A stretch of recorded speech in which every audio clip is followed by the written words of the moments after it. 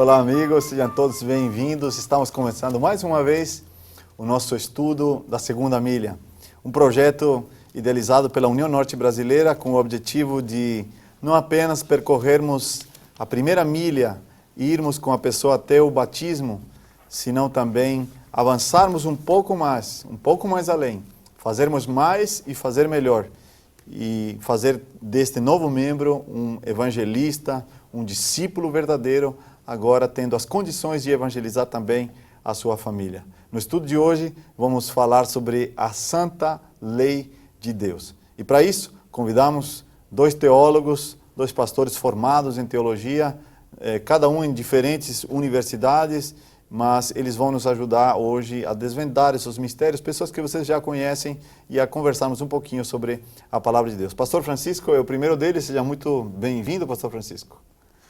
É um prazer mais uma vez estarmos juntos para estudarmos mais sobre a Palavra de Deus, juntamente com nossos queridos ali que nos assistem.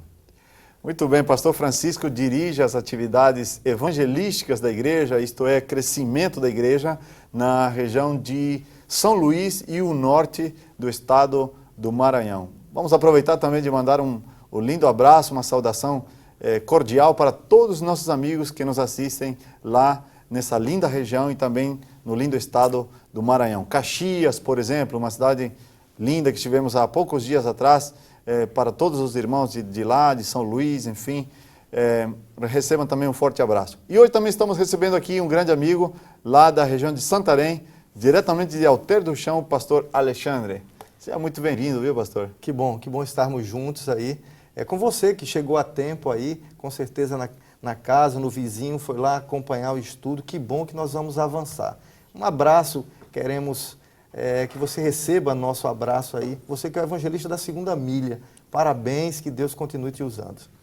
É isso aí, conforme o pastor Alexandre disse, parabéns a você que continua evangelizando uma pessoa, mesmo após o batismo, e você está acompanhando essa nova criatura que nasceu aos pés de Cristo e agora está ali junto com seus familiares, com os amigos desse novo converso, tentando também alcançar a sua família. Este é o plano de Deus, parabéns, porque você está conosco. Antes de nós começarmos o nosso estudo, vamos fazer uma pequena oração e vamos pedir ao pastor Alexandre que nos dirija.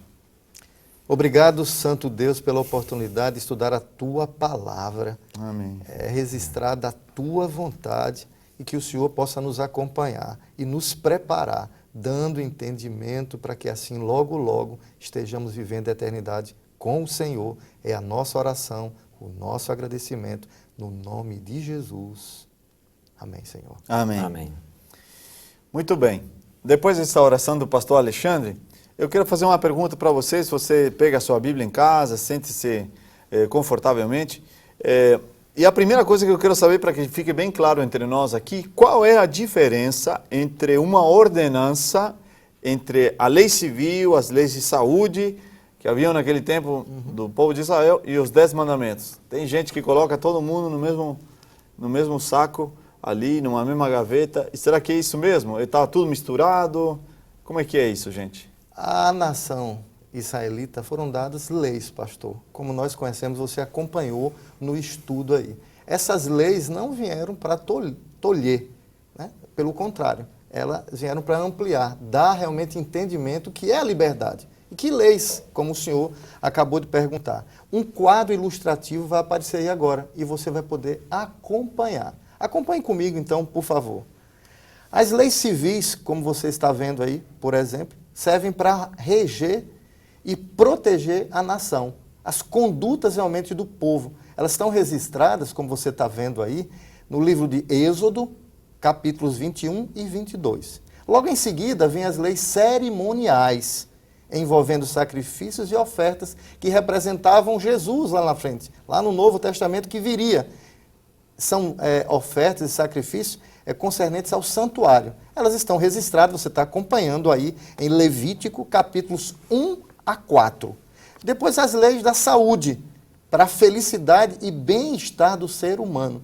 Deus deseja que possamos viver de forma saudável. Está registrado aí, como você está vendo, em Levítico 11. Por último, a belíssima, linda lei moral, que expressa o caráter de Deus. Ela é conhecida como os 10 mandamentos, escritas pelo dedo de Deus, você está acompanhando aí, registrado em Êxodo 31, 18. Em Êxodo 23 a 17, Também fala está. da lei moral, pastor. Então, tem várias leis diferentes. A gente não pode colocar todas elas numa mesma coisa, né? Não. Mesmo porque algumas, como a gente tem estudado, a gente acompanhou, foram cravadas na cruz do Calvário. Essa é a próxima pergunta que eu queria fazer. A Bíblia diz que o fim da lei é Cristo. Muita gente fala assim, vocês guardam os mandamentos, mas a Bíblia já não... Depois que Jesus veio, inaugurou-se o reino da graça, terminou o reino da lei, e agora não precisamos mais guardar a lei, porque a própria palavra de Deus diz que o fim da lei é Cristo. E se Cristo já veio, não quer dizer que a lei já chegou ao seu fim? Vamos Olha abrir. Que pergunta boa, hein? Olá, pastor. Vamos abrir então nossa Bíblia em Romanos, capítulo 10. Vamos lá. E o versículo 4. Romanos 10, Versículo 4. verso 4. Está registrado assim: porque o fim da lei é Cristo, para a justiça de todo aquele que crê. Ok? Pronto, aí está Isso falando. aqui é da Lavra Paulina. Agora, Pedro, falando sobre os escritos de Paulo, eu queria que vocês também me acompanhassem em 2 Pedro, por favor, capítulo 3. 2 Pedro, capítulo 3. Lá no final da Bíblia, né? Nossos queridos também podem acompanhar. Finalzinho da Bíblia. Capítulo 3 E o verso? e o verso 16. 2 Pedro 3, 16. Ao falar acerca desses assuntos, como de fato costuma fazer em todas as suas epístolas, nas quais há certas coisas difíceis de entender, que os ignorantes e instáveis deturpam, como também deturpam as demais escrituras para a própria destruição deles. O que o apóstolo Pedro está se referindo a tratar-se dos escritos de Paulo? Ele está dizendo que ele está querendo dizer que lá não está falando que a lei acabou? É isso? Exatamente. Ele está pedindo o seguinte, olha, contextualizem, ok? Estudem bastante Não sobre... fique torcendo. Não fique torcendo, pegando um versículo isolado aqui, outro ali, para que vocês não formem uma doutrina e saiam espalhando por aí. Era isso que ele queria dizer, entendendo? Que deturpam para o quê? Para a sua própria perdição.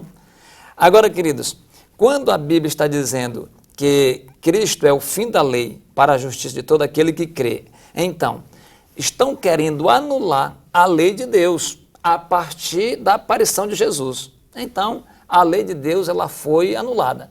Se você ler Mateus 5,17, que todos já conhecem, nós já citamos aqui em outros estudos, okay? Que Jesus Cristo enfatiza muito bem, claramente, que ele não veio fazer isso, ok? Então, já derruba este versículo. Mas tem a palavra fim, que chama a atenção dessas pessoas que querem, então, com este versículo, dizer que a lei de Deus acabou a partir da vinda de Jesus Cristo. Poderia se entender da morte de também no Jesus. original que a palavra fim quer dizer também objetivo?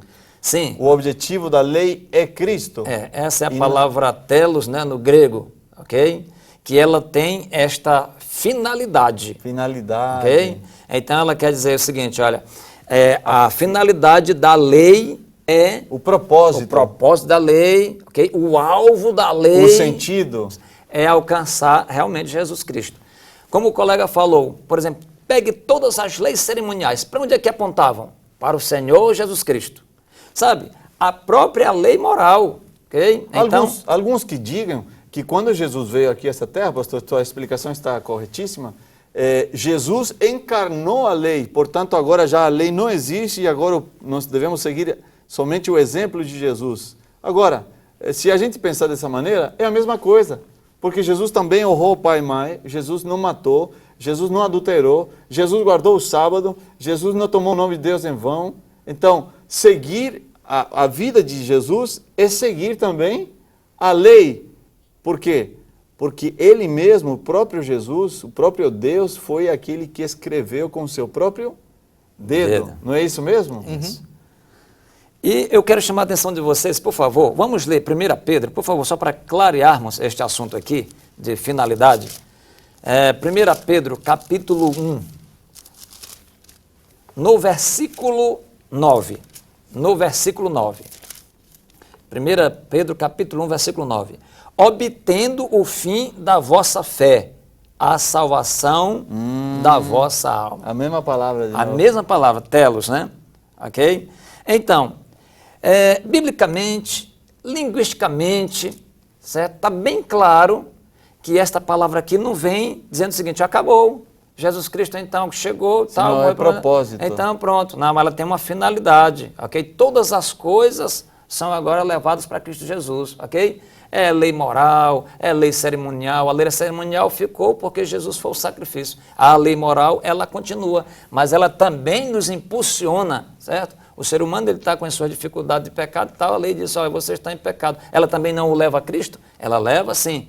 Então, esta moralidade, ela continuou. O decálogo, de maneira nenhuma, em lugar nenhum da Bíblia, você vai encontrar que Deus o abrogou com a morte do Senhor Jesus Cristo. Então, é um ensino equivocado. O livro de Apocalipse também fala de textos equivocados, e que Pedro chamou a atenção. Só cuidado, que os indoutos, eles torcem as Escrituras para a sua própria perdição. Muitos acham que nós não temos condições de guardar toda a lei, né? E quando a gente acompanha... Humanamente... Sim, Romanos capítulo 3, né, verso 31. Anulamos, pois, a lei pela fé? Não, de maneira nenhuma. Antes a confirmamos. Nós vivemos pela fé. E é isso que faz a diferença entre aqueles que querem obedecer e não. Eu obedeço pela fé em Cristo, que eu sei que Ele vai me ajudar. E para que serve a lei, então? Poderíamos viver num mundo sem leis? Poderíamos dirigir no trânsito se não tivesse as leis do trânsito? Um caos, pastor. Um caos. Por exemplo, um dia, conversando, foi abordado o assunto exatamente sobre a lei e a graça. Ah, não, nós estamos hoje na graça, no Novo Testamento. A lei é coisa do passado. E aí, então, foi abordado: vamos mais tarde aí assaltar um banco? Ela: não, eu não posso fazer isso, está errado. Mas como é que está errado? A senhora não acabou de falar que nós estamos aqui hoje na graça? Exatamente. A lei é coisa do passado? Então, pastor, a lei, com certeza, o mandamento, a lei é santa, é bom, e nós precisamos, porque Deus nos orienta a realmente viver esses mandamentos. Eu quero falar uma coisa para vocês. Então, Paulo não está dizendo que os mandamentos foram cravados na cruz. Mas parece que tem um texto na Bíblia que diz que foram a lei ou as ordenanças foram cravadas na cruz. E muita gente pega esse texto, pode ser que algum dos nossos amigos está em casa agora, que alguém já falou assim: olha, você é adventista, você guarda a lei, mas tem um texto na Bíblia que fala que os mandamentos foram cravados na cruz. É Colossenses, né? Por favor, abra a sua Bíblia. É bom acompanhar esse verso aí, Colossenses, capítulo 2, acompanhe, por favor, o verso 4. Nós vamos ler juntos aí. Tendo cancelado o escrito de dívida que era contra nós e que constava de ordenanças, o qual nos era prejudicial, removeu inteiramente, encravando na cruz. A palavra aqui, por favor, pastor, para escrito no grego é xerografon. Não é sinônimo de nomos, lei. Não foi a lei que foi cravada. Foram escritos ordenanças? Regulamentos que foram cravados. Que regulamentos? As cerimônias. No Velho Testamento, apontava para Cristo. O santuário era morto ali, o sangue era derramado, representando o Cristo que viria a morrer por você e por mim. E havia também outro tipo de recomendações de higiene. Se a gente lembra, o povo não estava na casa deles, eles não estavam num lugar, uma cidade confortável, eles estavam andando no meio do deserto, eles estavam produto de bactérias, de vírus e tal. Então tinha um monte de coisas que Moisés regulamentou no convívio social, no cuidado da saúde, nas leis da higiene também. Então aqui não está falando de mandamento? Não. A palavra xerografon vem exatamente aí, não vem da lei nomos. Entendi. Sim, de regulamentos aí. E a gente pode perceber, pastor, ainda Romanos, voltando a Romanos, acompanhe, por favor. Será que não precisamos mais viver esses mandamentos? É coisa realmente do passado? No Romanos, por favor, abra no capítulo 6. Olha o que diz aqui, como é lindo. Versos 13. Sim. Por favor, acompanhe verso... Romanos 6, 13. 6, 12, 13 e 19. Portanto, não permitam que o pecado continue dominando seus corpos mortais, fazendo que vocês obedeçam aos seus desejos. Não ofereçam os membros do corpo de vocês ao pecado como instrumentos de injustiça. Antes, ofereçam-se a Deus como quem voltou da morte para a vida, e ofereçam os seus membros, os membros do seu corpo, a Ele como instrumentos de justiça. E o verso 19, por favor, 19, olha né? que lindo. 19 diz, falo isso em termos humanos, por causa das suas limitações humanas. Assim como vocês ofereceram os membros do seu corpo à escravidão e impureza, e a maldade que leva à maldade, ofereçam-nos agora em escravidão a justiça que leva à santidade. A liberdade é a oportunidade que Cristo está nos dando para viver esse evangelho ali. Coisa que não acontecia no passado. Queridos, eu ainda quero voltar ainda em Romanos 10, versículo 4, porque é um tema assim que as pessoas têm procurado muito, os irmãos adventistas, né? Uhum. Então, enfatizando que realmente a salvação, teve um tempo que a salvação era pela lei, era pelas obras, né? Quem falou isso? Exatamente, as pessoas falam isso, segundo esse texto de Romanos 10, 4. Isso olha o seguinte, né? Então, Cristo, antes a salvação era pela lei. Então, quando Cristo veio, aí pronto, acabou, isso aí não existe mais, agora é pela fé, tá vendo? Muito bem. O que eu quero chamar a atenção de vocês é que isso nunca aconteceu. Quer ver? Vamos para o livro de Romanos, capítulo 4, versículo 13. Romanos 4, versículo 13. Certo. Diz o seguinte, não foi por intermédio da lei que Abraão ou a sua descendência coube a promessa de ser herdeiro do mundo, e sim mediante a justiça da fé. Amém. Ou seja, Cristo não poderia pôr fim a algo que nunca existiu. Nunca aconteceu isso. E você está entendendo? Então estão colocando a lei como um bicho-papão, dizendo que teve uma época que as pessoas, então, Deus dizia, ó, é por ela que vocês vão ser salvos. E não é assim. Lá o Abraão, onde foi que Abraão viveu? Então, lá desde os tempos primitivos, lá tempo dos patriarcas, então a fé, ela vem conduzindo tudo isso, ok? A justiça era o ponto crucial desses nossos primeiros irmãos na fé.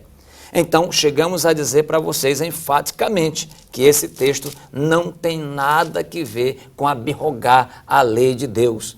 Esse texto está nos dizendo que o Senhor Jesus Cristo era o ponto alto de todas as profecias. Queremos dizer que a finalidade de todo ser humano era encontrá-lo. Nós encontramos nas profecias e hoje em dia estamos aí colocando essa palavra de Deus para todos os nossos queridos, para que eles encontrem a salvação neste Senhor. Muito bem. Pastor, olha, ficou claro. Sim, pode. Pastor, gostaria de completar? Eu não posso deixar de ler esse texto. Qual é? Apocalipse, capítulo 12, verso 17. Pode ler. Que fala de duas características muito importantes daquele que quer viver, se preparar primeiramente para viver ao lado de Jesus Cristo. Apocalipse, capítulo 12, verso 17. Irou-se o dragão. E nós sabemos quem é o dragão, sim, que é o inimigo de Deus. E foi pelejar com os restantes da sua descendência. Irou-se contra quem? Contra a mulher. E foi pelejar. Nós sabemos que mulher representa igreja. Agora, por que o dragão inimigo foi pelejar? E aí a Bíblia nos fala, complementando o texto aí, as duas características, os que guardam os mandamentos de Deus e têm o testemunho de Jesus. Essa característica peculiar do povo de Deus, de ser fiel à sua ordem, que não foi para judeus, como nós já estudamos aqui. Ela é eterna, o mandamento é santo, é justo e é bom. Agora, a última pergunta, nosso tempo já está esgotando. Jesus não resumiu os 10 mandamentos apenas a 2? Amar a Deus sobre todas as coisas e ao próximo como a si mesmo? Então, para que guardar os outros mandamentos? Se Jesus já fez esse resumão aí. Hein? Me ajudem aí vocês. Exatamente. Vamos para 1 João, no capítulo 5, para nós respondermos o que está registrado em Mateus 22. 1 João, capítulo 5. Lá no final da Bíblia, né? Finalzinho da Bíblia. Ok. Pedro, João, 5. Isso. Capítulo 5, versículo 22. 2 e 3. Nisto conhecemos que amamos os filhos de Deus, quando amamos a Deus e praticamos os seus mandamentos. Porque este é o amor de Deus, que guardemos os seus mandamentos. Ora, os seus mandamentos não são penosos. Ou pesados, né? Ou pesados. Bom, Jesus estava tratando ali com uma classe que conheciam muito bem os mandamentos de Deus. É verdade. Eles conheciam muito mais do que a nossa geração de hoje, né? O Senhor Jesus pega passagens do Antigo Testamento, que era conhecida deles, né? É o caso de Deuteronômio capítulo 6, Levítico 19, e então ele disse, olha, aqui estão 2 grandes mandamentos. Agora, deles dependem toda a lei e os profetas, ok? Ela não é uma lei puramente centrada nela. Não é ela que determina as coisas, mas dela depende todo o escopo. Por que que eu falei para você essa passagem aqui? Porque a questão ali era o amor, ok? Então, o que o Senhor Jesus queria passar para eles é o seguinte, é para vocês guardarem, vocês precisam não guardar de uma forma assim, ríspida. Por obrigação. Dura, né? Dura, okay? Tem outras palavras aí sinônimas, mas eu quero que vocês o façam com amor. Então, eu quero dizer para vocês, se vocês tiverem amor a mim, se vocês tiverem amor a Deus, vocês não irão adorar uma imagem de escultura, vocês não irão falar o meu santo nome em vão, ok? Se vocês irão guardar o 4º mandamento da lei de Deus, que é o sábado, ok? Que é a adoração a mim.